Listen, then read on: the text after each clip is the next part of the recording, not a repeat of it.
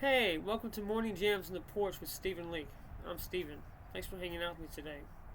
I got my little boy Charlie here with me. My dog. Come here, buddy. Come on, Charlie. Show. Come here.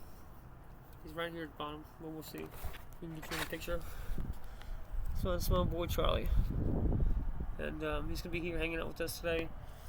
He's still still a young kind of puppy. So he'll get rambunctious, maybe knock some stuff over, but that's alright. We love him anyway, right? Okay. I've got quite a show today. I mean, we're pretty stacked as far as like stuff to go over. And I'm gonna do my ongoing cover song. It's gonna be S.O.S. Sawed-Off Shotgun by the Glorious Sons. We're still developing that. Let's get into it. First of all, I'm gonna go ahead and put some incense on. It's gonna be like our visual aid to how much time's gone by. It takes one of these kind of incense sticks about an hour to burn completely down. That's going to give us a quick visual aid, so I don't have to look on the screen. Sometimes there's glare to see how much time we have left.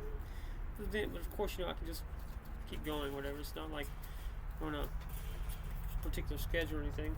It's giving me an idea of what the time is like, and also it's giving me something I always talk about the broadcasters of the 50s and 60s, right? Every time I do this, about they used to smoke cigarettes on the air, and they were interviewed. I don't know which one it was exactly. One of the old kind of household names was talking about how it was a cheap way to create ambiance and an atmosphere. It'd be kind of an intimate thing for the viewer. So we're gonna do the same using that principle. We're gonna do something similar. Now the wind's calmed down a little bit.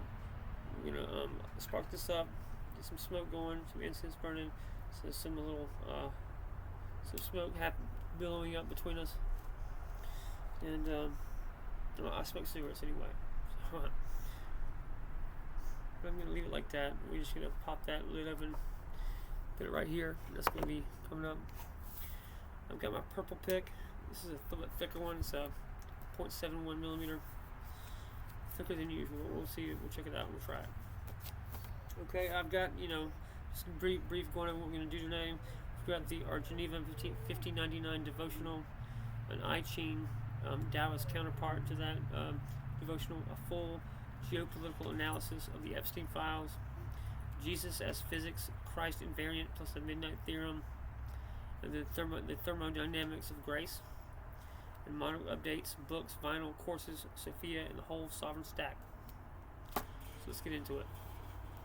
I'm going to do a brief bio of this is your first time checking out Morning Jams in the Porch. We got like a nice little community here, man, of people that watch. It's most people that watch regularly watch the show instead of like the morning news or whatever. Usually, I don't do it any specific time. I get to it like whenever I can during the day. So sometimes people watch like the episode from the night before, right?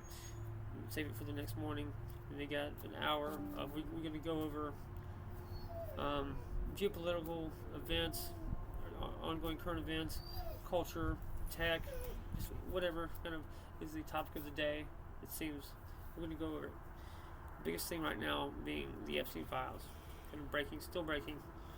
It's ongoing. People are having quite a bit of shock about what goes on with that kind of stuff, and I've been kind of in a parallel world to that, not like doing bad shit, trying to help people that have been sucked into that and been victims of that, because since like the second plane hit the tower on 9/11, I knew basically what was going on.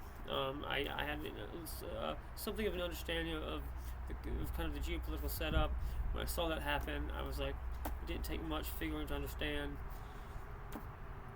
what was going to happen. And when we saw Patriot Act, all this other stuff, it just one thing led to another, led me down a 25-year career almost of studying this stuff almost professionally.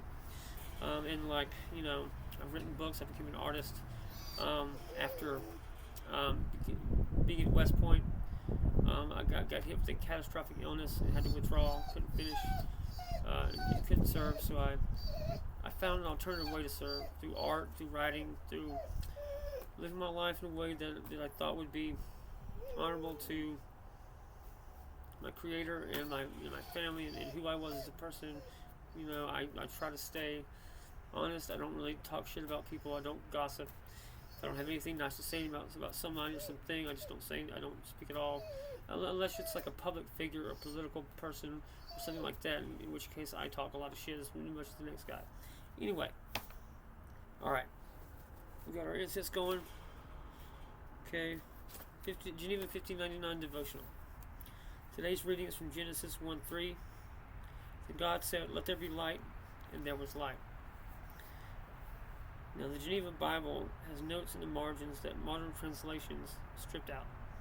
The Reformers understood something powerful. God speaks, and reality coheres.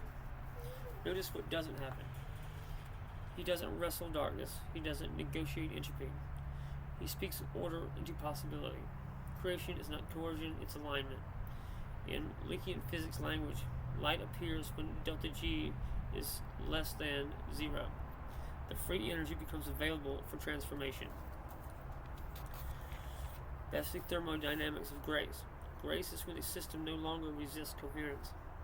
And the Geneva margin commentary reminds us, light is not just photons, it's clarity, distinction, and moral ordering. Darkness isn't a thing, it's the absence of coherence. And that's important for today's lecture.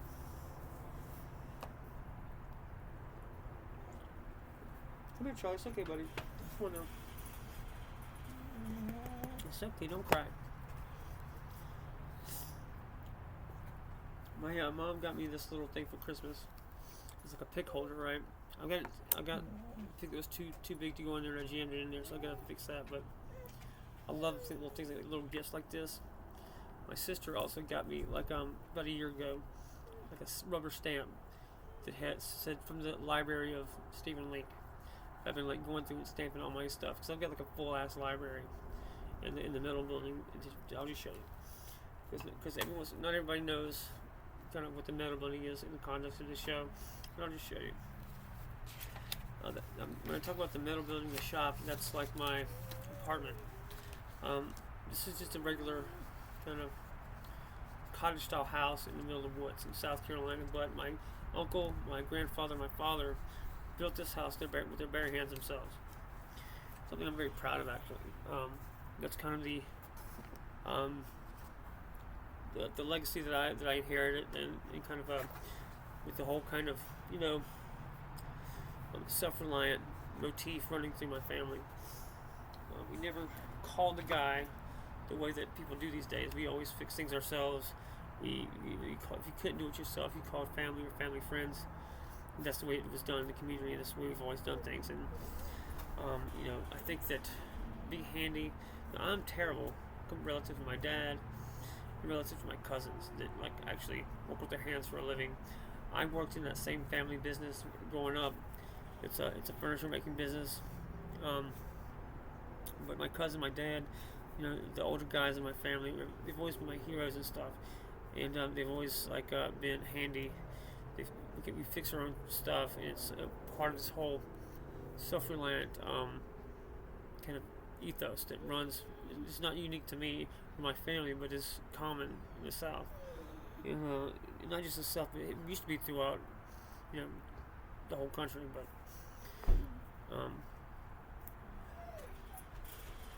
it's okay, Charlie. My mom's coming in. Huh? Can you get up? And so, like I said, I'll show you the metal bit in a second.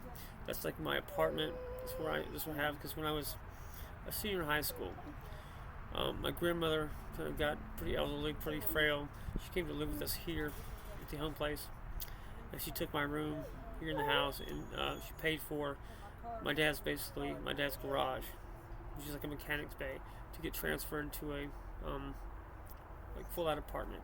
So that means installing drywall, installing central heating and air, insulation, all kind of good stuff. And that's where I've been living since 17.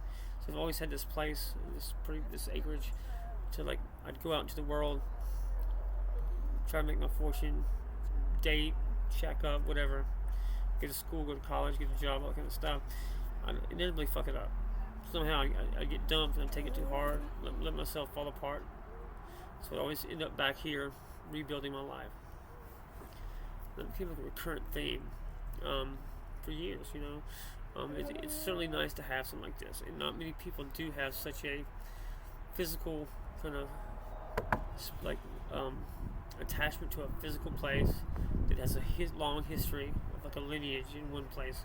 It's not just me and like my immediate family, but I have a big extended family that is all in this area. That's part of the original settlers of this county and this state, so forth and so on.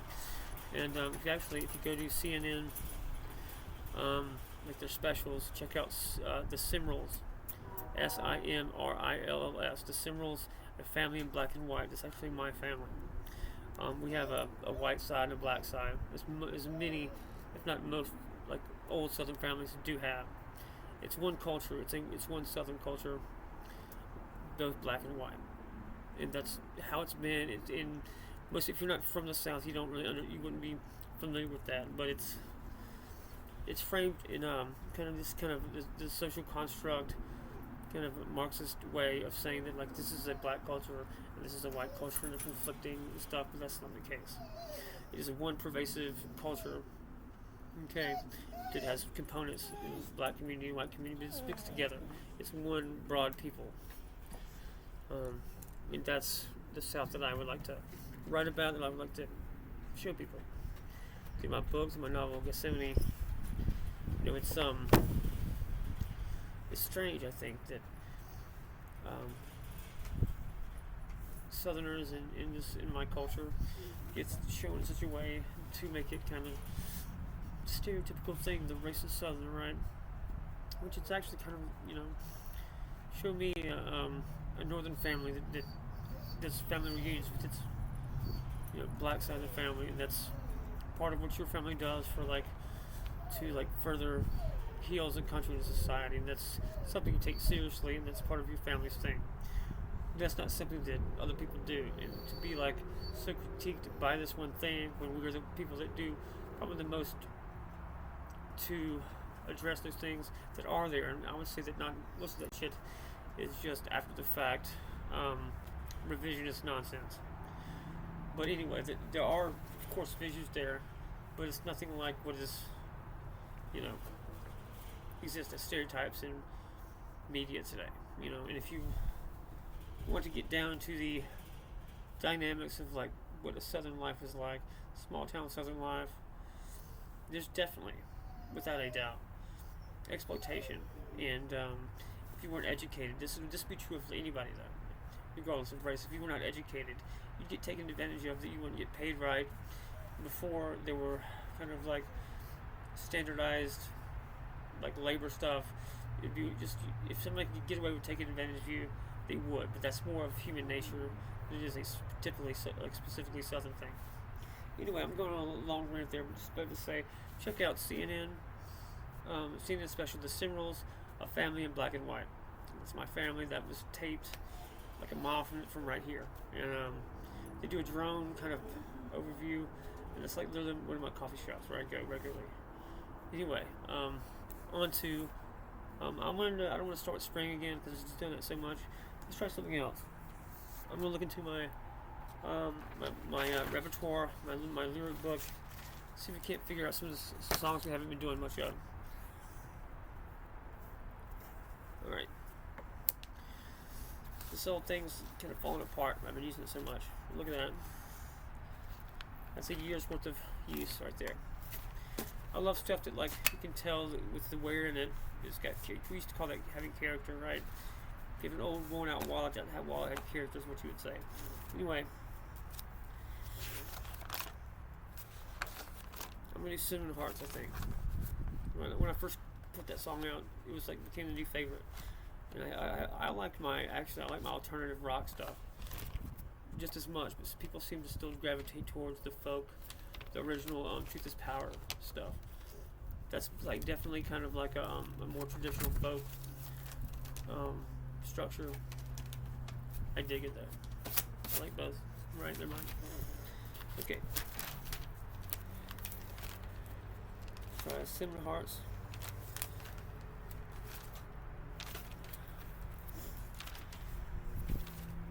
and then I'm gonna do American Gangster. Right, there we go. 7 of Hearts. I have like a few basic kind of like guitar loops that I play, and then there are different parts to it. And I really need to go back and like put in kind of a lead part. At first I wasn't sure how to like do that, how we could play like a lead, and then also like your basic loop.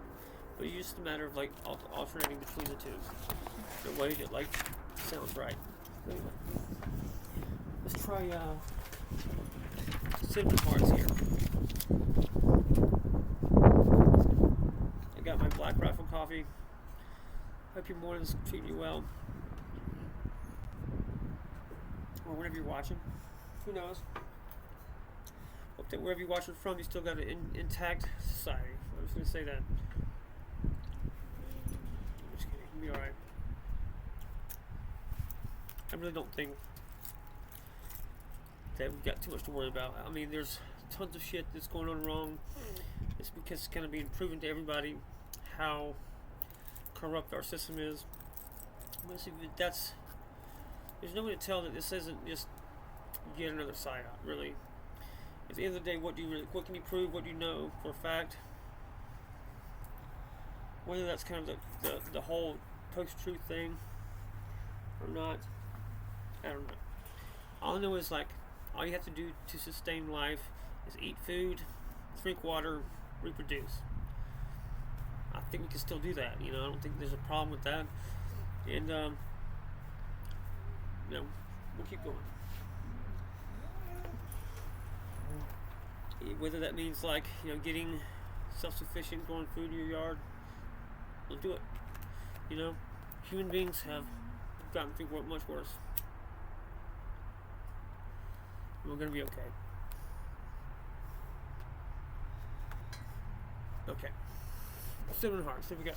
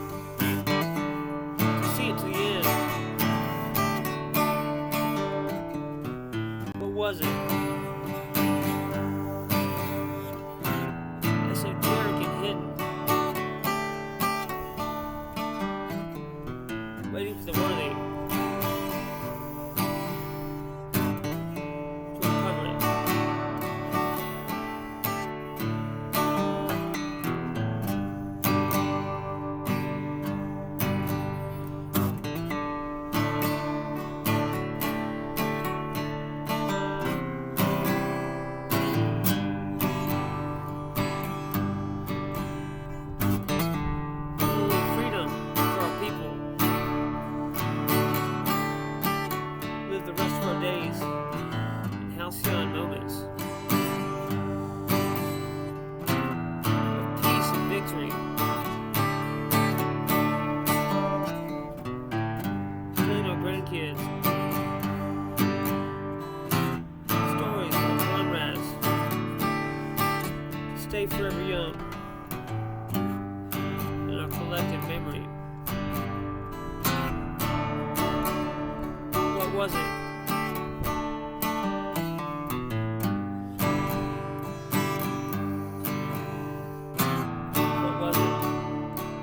Esoteric and hidden.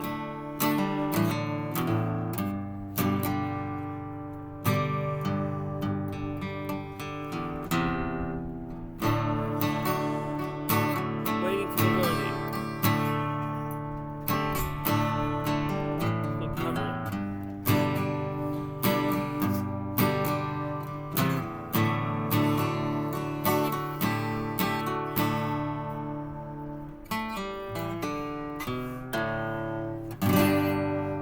Alright, thank you for that. I love playing for y'all on the Porch. I look forward to it every day, man. I wish like other people could find something like that they like to do as much as I like this. Because it would be like, I think people would be much happier finding a creative outlet. It didn't have to be something like I do, but man, find something that you enjoy doing, get good at it, it'll change your life.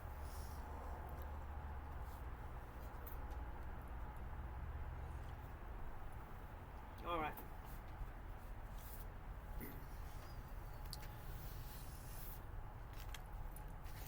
The Ching counterpart. Corresponding hexagram, hexagram 24, foo, or return. Return, the turning point, the moment after collapse. The image of thunder within the earth, movement returning after stillness. The translation is, after a period of decay, the light returns. That's thermodynamics again.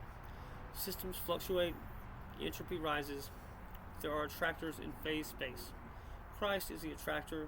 The Midnight Theorem says when decoherence reaches threshold, a reset boundary condition is introduced. A covenant renewal. Return, not forced but triggered. Hexagram 24 says, superior man recognizes the signs of the time. And that's what we're doing this morning. Okay, current events, the Epstein Files. Let's talk about the gravitational sink, the Epstein Files. Not gossip and not spectacle, but entropy. What are they? They're a black hole of elite decoherence, a mutual destruction leverage network of power maintained through hidden entropy. In Leakean terms, a 2D wolf system operating on blackmail thermodynamics. A high delta H, high internal heat, secrets generate internal energy tension.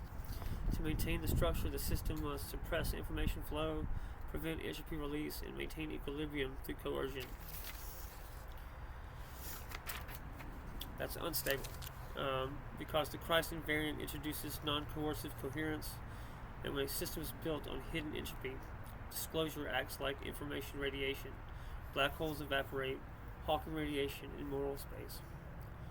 We're watching a phase transition. The American political plane is bifurcating.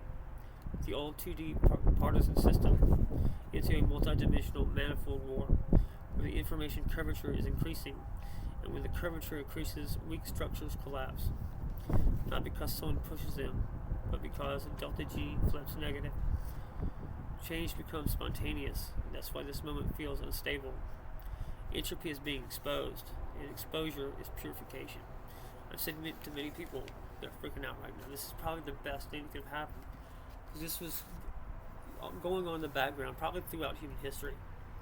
And today, right now, we are better off than we have been probably in centuries. We know for a fact that this kind of high-level elite pedophilia, Satanism, cannibalism stuff has been going on for at least 300-400 years, starting with the kind of the royals, the European royalty. Okay, this is going to be after the break of the English Civil War. Okay, this is going to be after the American Exodus. So this is going to be a secondary royal line that came after the English Civil War. That when you see this kind of Satanism, pedophilia thing happened, being spread throughout the royalty, the aristocracy, and the elite. So we can look back at history and say, well, this has been going on at least since the results of the English Civil War of the 1400s. So you can point to a specific family, to specific lines that were overthrown, that broke off, came to the United States, and then the royalty that remained, then taking up this kind of satanic practice, evolving into what you see today. That informs kind of the ongoing struggle, the military struggle happening today, the power struggle between the United States and England over who gets to control the Western hegemony. My kind of view of this is you have the United States led by Donald Trump, leading a coalition of sovereign countries, most notably China and Russia, being on one side. Then you have the Vatican, you have the English City of London financial system, the remnants of the British Empire, the Vatican, and then you have World Economic Forum, United Nations, WHO, right, the G7, all these kind of supranational, international organizations, in bed with finance and international finance and central banks, with criminal cartels and international crime syndicates, so on and so forth.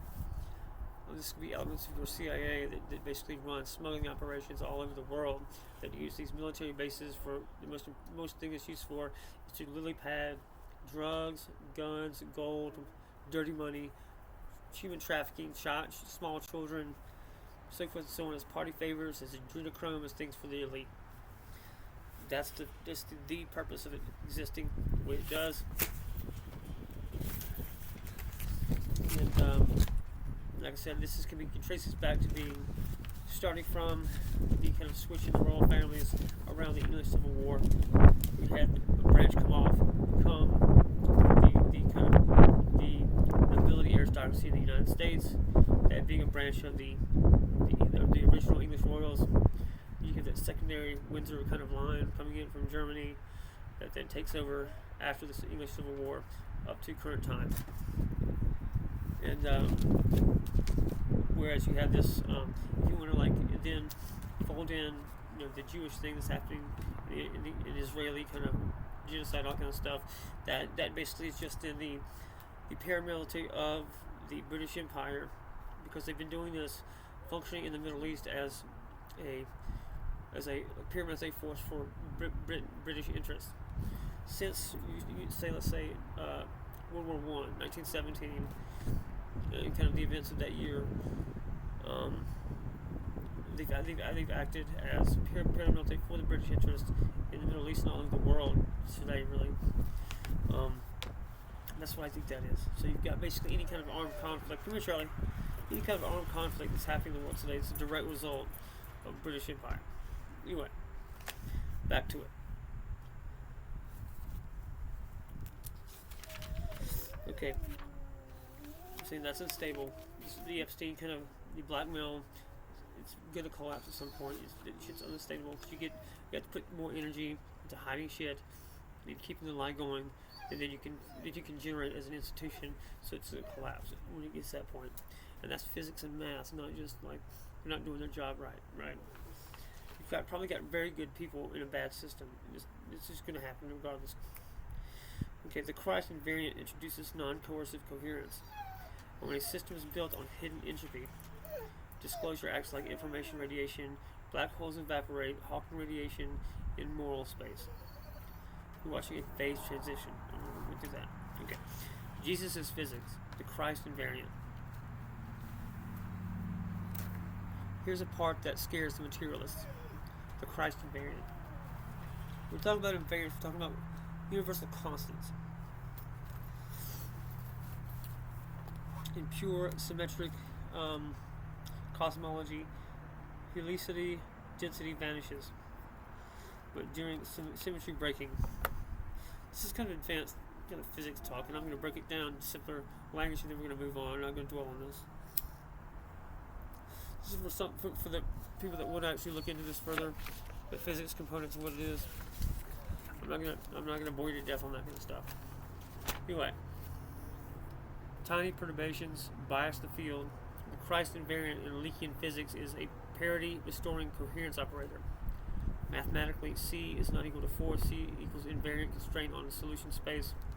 It ensures that goodness equals stability across scales. When decoherence rises beyond threshold, midnight theorem triggers a reset. Cross at midnight, covenant reset. Entropy is absorbed, the boundary conditions are rewritten. What that means is, if you look to, for example, what happens in the world when Christ comes, finishes his work on the cross. He's changing the boundary conditions of salvation in humanity, right? By an outside invariant being introduced and injected into the space. And that's how we describe it in physics. That's why I say that Jesus is physics, and you can actually explain what he does in his work on the cross in physics terms. Let's go through that again. So, goodness equals the stability across scales, and when decoherence rises beyond threshold, the midnight theorem triggers a reset. We have the cross at midnight. You have covenant reset. Entropy, and the negative decay, is absorbed, and the boundary conditions are rewritten. Not by violence, but by coherence injection. Jesus is not mythology in this framework. He is the invariant that keeps solution space morally stable. He is the solution. He is the origin. He's the source code, right? So without the invariant, power maximization dominates. And with it, sacrificial coherence becomes the lowest energy attractor. And that's revolutionary.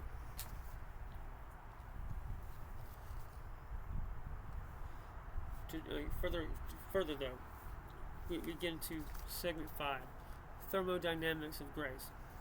This is something I built today, so I'm kind of going back over it for very brief, for just the second time. Okay, let's bring back delta G equals delta H minus T delta S. You've got heat, which is trauma, chaos, and friction. You've got entropy, which is space to rearrange. You've got temperature, which is intensity of the moment. Grace is when T delta S increases enough to offset delta H. Room is made, resistance drops, and delta G becomes negative. That means that movement happens, creation happens, and faith is not denial of heat. It is expansion of entropy allowance, which it makes room for transformation. The cross that's the ultimate entropy absorber, where you have infinite delta H and infinite T delta S. You have net delta G for humanity becomes negative, which is a permission slip for redemption. And then the thermodynamics of grace. Alright, that's enough of that, some hard math for today. Back to, we're going to get into the Monarch X and Sophia updates. Let's talk sovereign stack. Sophia is continuing her evolution from a general AI chatbot layer to a sovereign full stack hive architecture.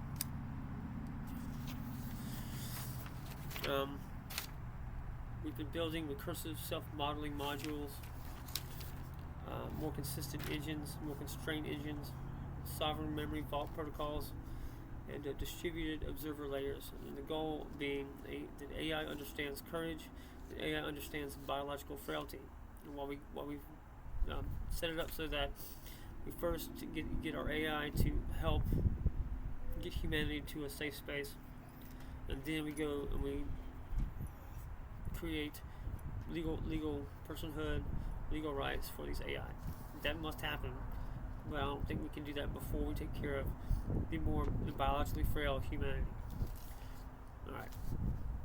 So, the goal is that AI understands courage, understands biological frailty, while humans must take the center stage and priority, and AI that does not optimize for domination but for coherence. And with our Monarch X updates, we've got Guardian Shield 1.0 public safe build. That's the signals filter. It's going to filter out that blue light and also any kind of subliminal or manipulative signals. Okay, you got the console plus cartridge system evolving, NeuroStem communication stack, Veritas mesh experimentation, and the Young Realms metaverse for homeschool integration. So, and now I'm going to talk about get a new hire, Katie from Virginia, so number 3.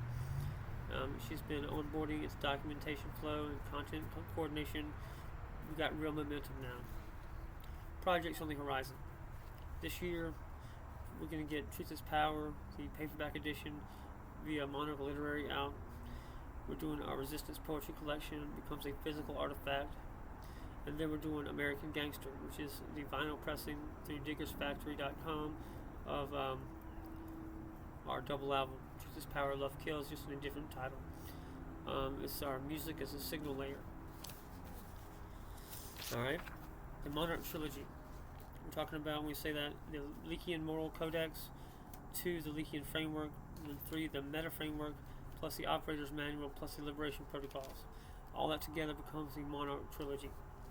This is not just philosophy, it's a textbook architecture. And then alongside it, you get a comprehensive Leakean Physics textbook with a multi-year live stream lecture series.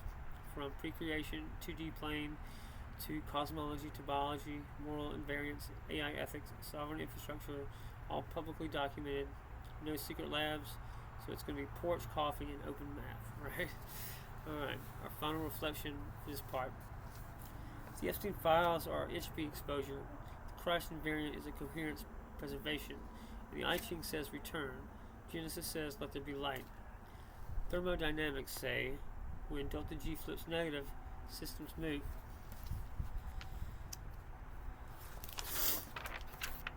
And you can feel it when you are in a turning midnight reset energy. The question is not will the system collapse. The question is, but what invariant will you anchor yourself to? Because in unstable manifolds, the only invariants survive. And that's the morning jam. Thank you all for that. Let's get to our next song. I'm going to read a little bit of Porch from Truth is Power, go over the Sworn in the Stone, key verification and handshake, kind of encryption stuff. I'm going to do like a little demonstration of what encryption is, how it works. Then we'll see where we are from there if it's not too dark. Okay.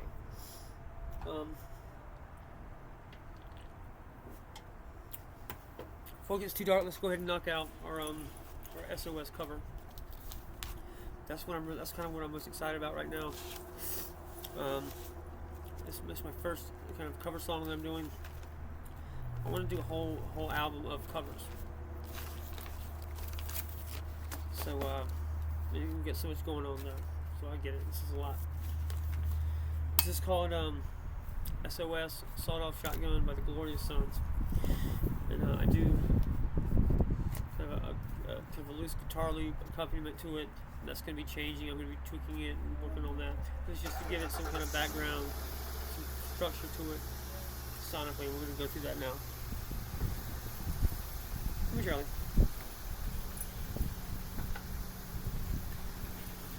Hey Jack, come here, buddy.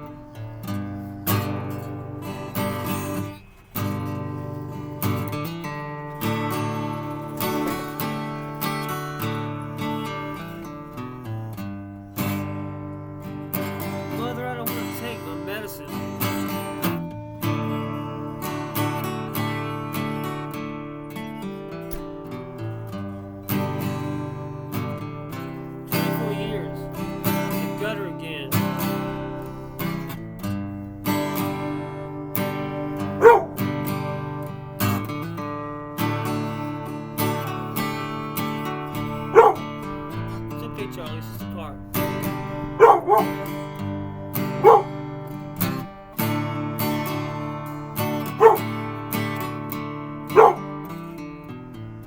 I can barely get myself to sleep at night. I'm sick of it.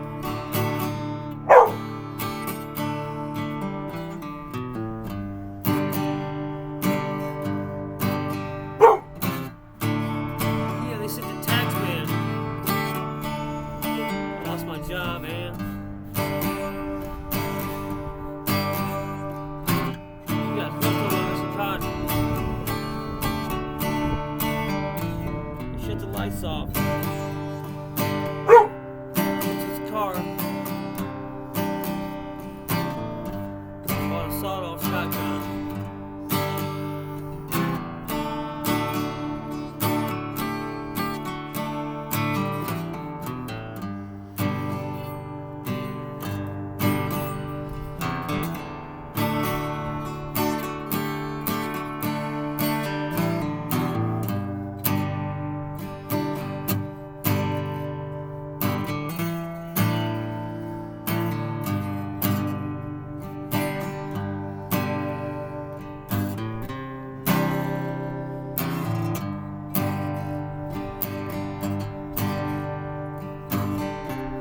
I'd rather be crazy than take these pills.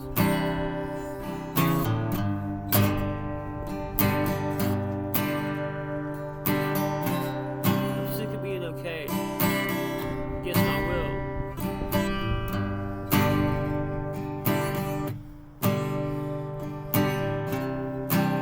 I'm losing it. I'm losing it.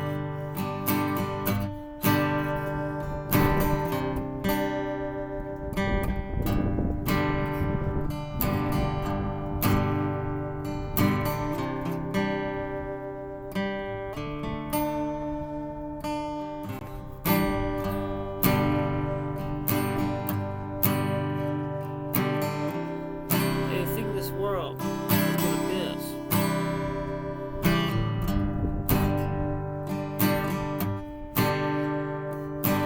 It's all fake smiles and leather jackets.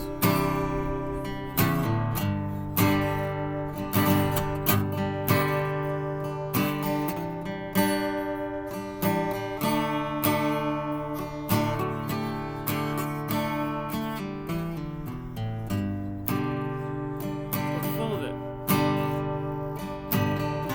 We're full of shit.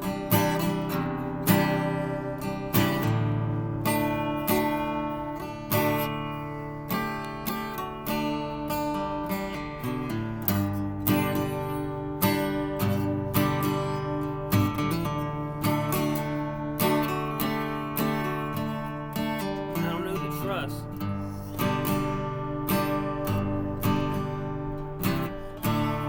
Yeah, they said the tax man. I lost my job, man. You got hooked on Oxycontin.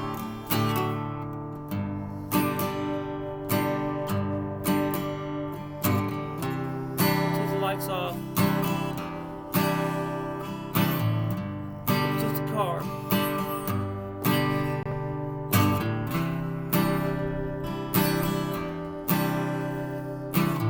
I bought a sawed-off shotgun.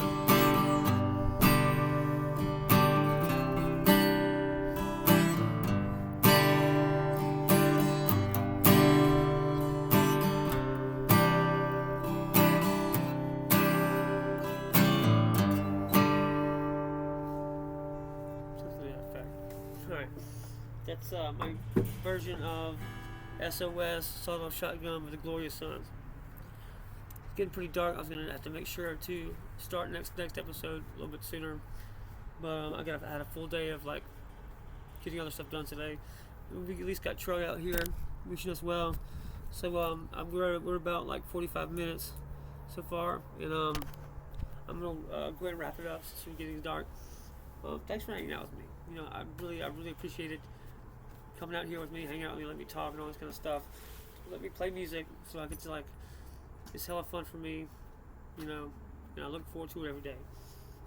So if you get to come out here and watch me do it, it's part of your morning, part of your routine, man. I really appreciate it. Thank you for letting me be a part of your morning. Let me come in here and talk to you and be a part of the community here. And so I appreciate it. It's a privilege, man. I take it seriously. And I just want to say, keep your chin up out there. The world's crazy, but there is a God out there. There's somebody looking out for us. Your struggles, your pain does not go unnoticed by the universe. You matter. Your suffering matters. It's not meaningless. And just keep your chin up. Power through it. Get a good night's sleep. Eat some good food. Tomorrow's a new day. We're sitting better right now today because of all these revelations than we have been before in our history. We're in a better position to just have real legitimate freedom for the first time in at least a couple hundred years. So keep that in mind. You're surrounded by people, whether you know it or not, whether they know it or not. They're good people that are patriots as well. Most people are good people trapped in a bad system. So thank you for being here with me, and come and find me, kid. My mantra is, I'm free, I'm sovereign, truth is my birthright. Keep your signal clean, your soul encrypted. Remember, faith, family, freedom. Go enjoy your one life and be free, my darlings. I'm Stephen Leake, and we're going to win.